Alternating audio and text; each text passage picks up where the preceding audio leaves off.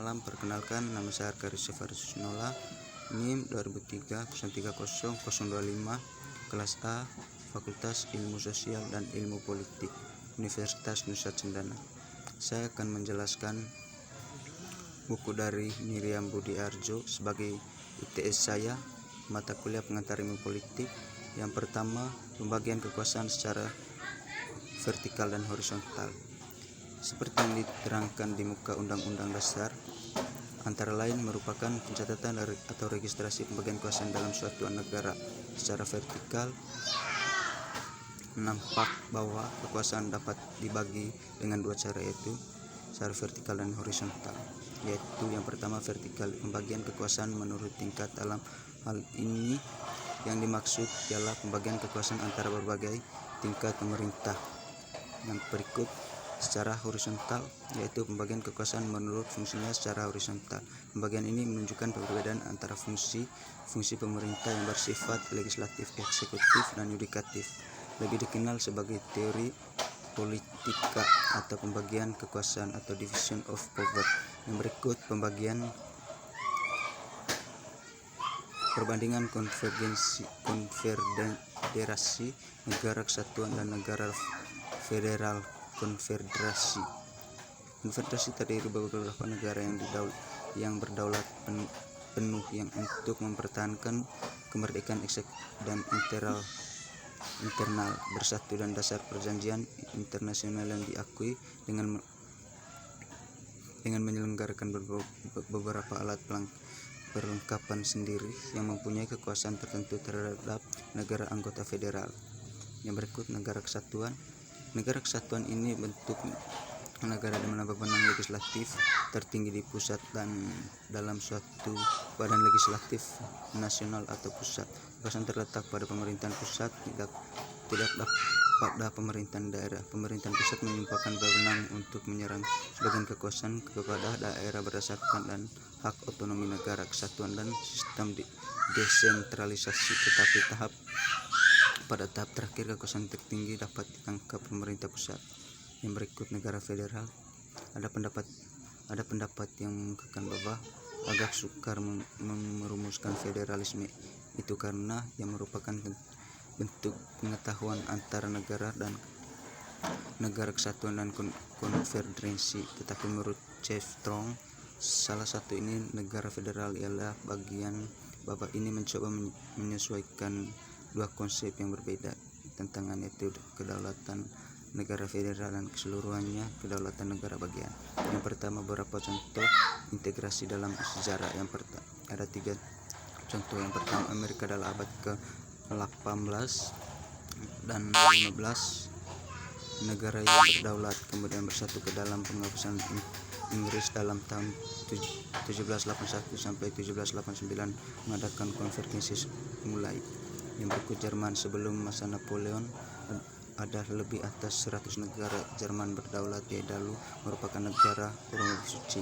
Yang berikut, Belanda pada tahun 1579 mulai dan konfederasi yang melemah, yaitu unit profesor. Yang berikut, federalisme Indonesia atau Republik Indonesia Serikat 1949 Agustus 1550 sampai 1550. Republik Indonesia Serikat terdiri dari atas 15 negara bagian disebut daerah bagian. Secara formal berkedudukan saling sama martabat atau equal status dan saling sama hak equal rights. Secara formal pembentukan federal bersifat sempurna karena yang pertama, kekuasaan pemerintah federal dipenciptakan suatu persatu dan keadaan kekuasaan terletak pada negara-negara bagian atau Undang-Undang Dasar Pasal 51. Yang kedua, dalam hal ini timbulnya pentingnya antara Undang-Undang Federal dan Undang-Undang Negara Bagian. Mahkamah atau federal mempunyai wewenang untuk menyelesaikan dan keputusan meningkat kedua belah pihak. Undang-Undang Dasar Pasal 48. Yang berikut, pembagian konsep tiras politik atau pemisahan kekuasaan menjadi pembedahan kekuasaan. Pembagian kekuasaan secara horizontal seperti yang dimukakan sudah disinggung adalah pembagian kekuasaan menurut fungsinya, dan ini ada hubungannya dengan doktrin tris politik. doktrin politik adalah anggapan bahwa kekuasaan negara terdiri atas 3 macam kekuasaan baru sering disebut regulation institution. Kedua, kekuasaan efektif atau kekuasaan melaksanakan undang-undang dalam persepsi atau sering disebut relu station. Yang menang badan eksekutif. Kekuasaan badan eksekutif mencakup beberapa bagian. Yang pertama, administratif, yaitu kekuasaan yang melaksanakan undang-undang dan peraturan perundang-undangan lainnya yang menyelenggarakan administrasi negara. Yang kedua, legislatif, yaitu menentukan rancangan undang-undang dan membentukkan badan perwakilan rakyat sampai menjadi undang-undang. Yang ketiga, keamanan, artinya kekuasaan untuk mengatur posisi dan keangkatan kerja, menyelenggarakan peran pertahanan negara serta keamanan dalam negeri. Yang keempat, yudikatif, memberikan garis, emisi dan sebagainya. Yang kelima, diplomat, yang kekuasaan untuk menyelenggarakan hubungan diplomati dengan negara-negara lain. Bab 9, badan eksekutif, legislatif dan yudikatif. Badan eksekutif, kekuasaan eksekutif biasanya dipilih badan eksekutif. Ini di negara-negara demokrasi berbeda. Eksekutif biasanya terdiri atas kepala negara seperti raja atau presiden beserta materi-materinya. Badan eksekutif dalam arti yang luas juga mencakupi para pegawai, ngerispir dan material. Dalam naskah ini setelah badan eksekutif dipakai dalam arti sepertinya.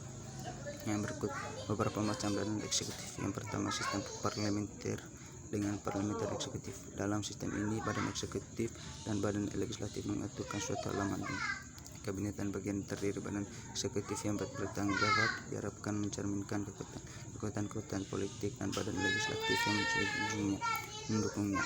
Yang berikut sistem presidensial eksekutif non parlementer eksekutif.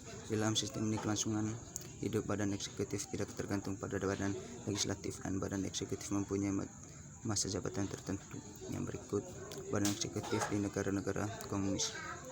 Di samping badan eksekutif di negara-negara demokratis, perlu juga dibicarakan badan eksekutif di negara-negara komunis dan beberapa menonjol. Oleh karena itu, Dewan Perwakilan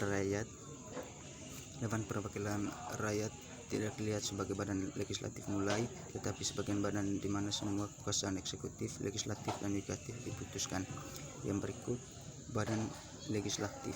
Badan legislatif atau legislatur mencerminkan salah satu fungsi badan itu, yaitu legislatif atau membentukkan undang-undang. Nama lain yang sering dipakai adalah assembly, yang mengutamakan unsur-unsur berkumpul atau untuk membicarakan masalah-masalah publik. Nama lain ini adalah parlementer, suatu istilah yang menekankan unsur berbicara atau parler yang merunding. Yang berikut masalah perwakilan atau presentasi. Biasanya ada 2 kategori yang dibedakan. Kategori pertama adalah perwakilan politik atau representation, dan perwakilan fungsional representation. Kategori keduanya menyangkut para anggota parlementer sebagai turset yang penyelenggaraan sebagian pengembangan mandat. Yang berikut sistem atau majelis dan sistem 2 majelis. Ada negara yang memakai sistem 1 majelis yang biasa dinamakan House of Representatives atau Lower House. Dengan lain memakai sistem 2 majelis, yaitu Upper House atau Senate. Atas dasar apa negara memilih antara 2 sistem itu? Para pengaju sistem 1 majelis berpendapat bahwa suatu kamar mencerminkan mayoritas dari kehendak rakyat karena biasanya dipilih secara langsung oleh masyarakat. Prinsip mayoritas ini ialah yang dianggap sesuai dengan konsep dekorasi. Yang berikut majelis tinggi. Keanggotaan majelis tinggi ditentukan atas berbagai dasar turun-temurun. Inggris ditunjukkan, Inggris, Kanada dipilih, atau India, Amerika, Filipina. Yang berikut fungsi badan legislatif.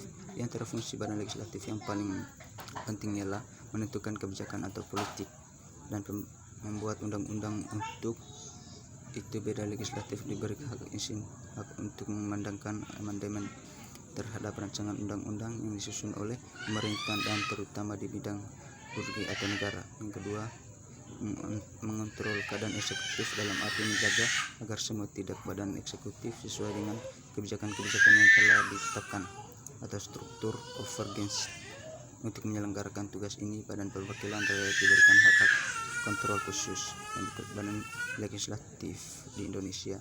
Kita lihat menilaikan 15 Badan Legislatif Indonesia. Yang pertama, Volkras 1918 sampai 1912, Komitmen Muslim.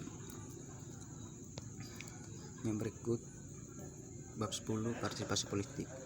Sifat dan definisi partisipasi politik. Dalam analisis politik modern, partisipasi politik merupakan suatu masalah penting dan akhir-akhir ini banyak dipelajari, terutama dalam hubungannya dengan negara-negara berkembang. Pada awalnya studi mengenai partisipasi politik memfokusi history pada partai politik dan sebagainya yang juga yang mengaruhi proses pembagian kekuasaan mengenali kebijakan umum. Yang berikut partisipasi politik di negara demokrasi. Kegiatan yang dapat dikategorikan sebagai partisipasi politik menunjukkan bagian bentuk dan interesal, biasanya di badan perbedaan jenis partisipasi menurut fungsi dan interaksinya. Yang berikut partisipasi politik melalui sosial Indonesia dan kelompok. Kita sampai sedang bicarakan ala partisipasi yang relatif mudah dapat berdasarkan hasil pemilihan umum. Perlu diperhatikan bahwa ada bentuk partisipasi lain, yaitu melalui kelompok-kelompok. Mengapa kelompok-kelompok itu muncul? Salah satu sebab adalah bahwa orang mulai menyadari bahwa sesuatu yang misalnya dalam pemilihan umum. Yang berikut beberapa jenis kelompok. Yang pertama, kelompok anonim. Kelompok-kelompok ini terdapat mempunyai organisasi, tapi individunya terlibat secara mempunyai frustasi dan ketidakpuasan yang sama. Yang berikut kelompok non-nasionalisme. Kelompok kepentingan ini timbul berdasarkan rasa solidaritas pada saudara, kerabat, agama, wilayah. Kelompok entis dan pekerjaan. Yang berikut kelompok institusional. Kelompok formal yang berada dalam atau bekerja sama secara erat dengan pemerintah seperti birokrasi dan kelompok material. Yang berikut kelompok asosional, terdiri dari sekitar puluhan kamar dagangan, asosiasi entis agama. Organisasi-organisasi ini ditimbulkan dengan suatu tujuan yang eksplisit. Yang berikut bab 11, politik. Partai politik. Pengertian partai politik merupakan bagian warna negara untuk turut setara atau berpartisipasi dalam proses pengelolaan negara. Yang berikut sejarah perkembangan partai politik. Partai politik pertama kali lahir di negara-negara Eropa Barat dengan meluasnya gagasan bahwa rakyat merupakan faktor yang perlu diperhitungkan serta dikonsultasikan dalam proses politik. Maka perhatikan partai politik telah lahir secara spontan dan berkembang menjadi hubungan antara rakyat di satu pihak dan pemerintahan di pihak lain.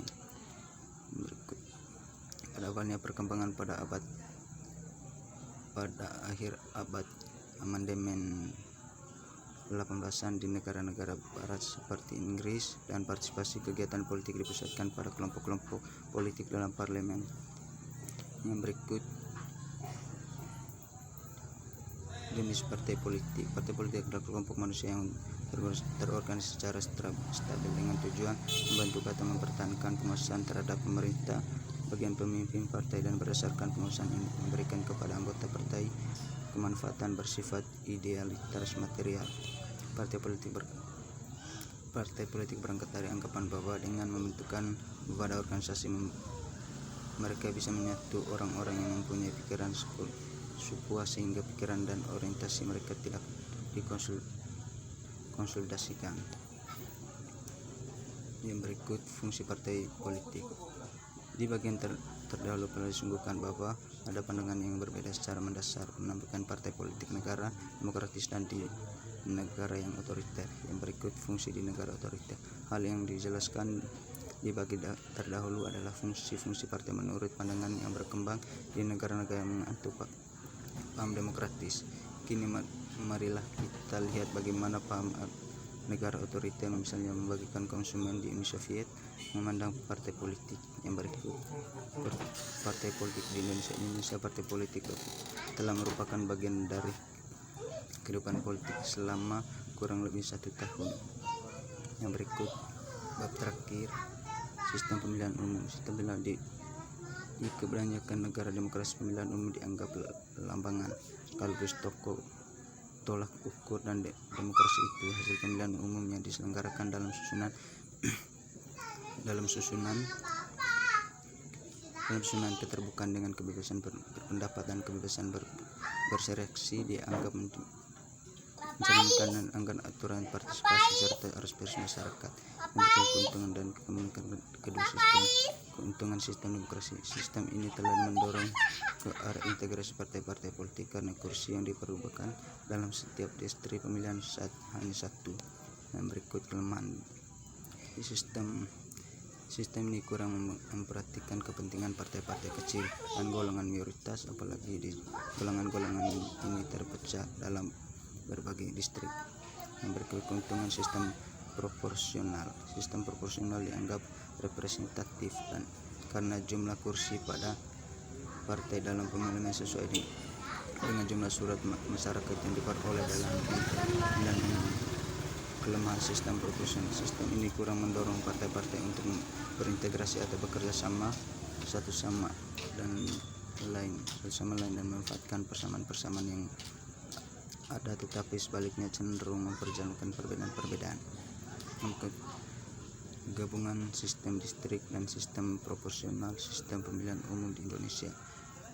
Sejak kemerdekaan hingga tahun 2004, bangsa Indonesia telah menyelenggarakan 9 kali pemilihan umum, yaitu pemilihan umum 1995, 1997, 1977, 1982, 1987, 1992, 1997 sampai 1999, dan 2004. Dari pengalaman sebaliknya ini, pemilihan umum 1995 dan 2004 mempunyai kekhususan atau keistimewaan di bidang dengan yang lain. Yang berikut, zaman demokrasi parlementer 1945.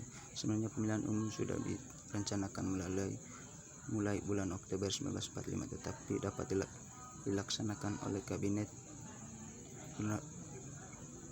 Burhan Harapan pada tahun 1955. Yang berikut, zaman demokrasi Pancasila.